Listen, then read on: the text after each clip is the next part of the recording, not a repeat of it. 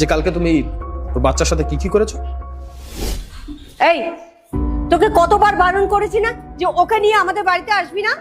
কেন ম্যাডাম, কি হয়েছে? কি হয়েছে মানে? তুই জানিস সারা ঘর কিরকম নোংরা করে রেখে দিয়েছে? বাথরুমে ঢুকেছে, কোথায় ধরেছে না ধরেছে জানি না।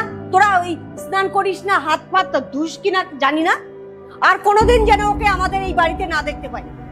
আসলে ম্যাডাম, বাড়িতে তো আর কেউ ছিল না, আর ওর আজকে ছুটি ছিল, তাই আর কি ওকে নিয়ে এসেছি।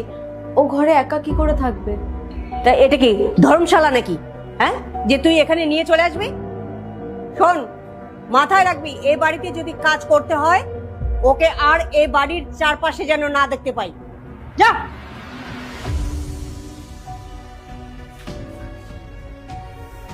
আর শোন, বাড়ি যাবার আগে আমার ঘরদোর আবার পরিষ্কার করে দিয়ে যাবি, মাথায় যেন থাকে।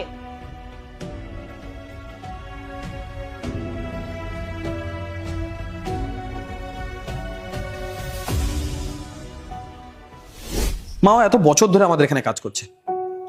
ওর হাতে পরিষ্কার করা জামা কাপড় তুমি পরো, ওর হাতে পরিষ্কার করা বাড়িতে তুমি থাকো, ওর হাতে বানানো খাবার তুমি খাও।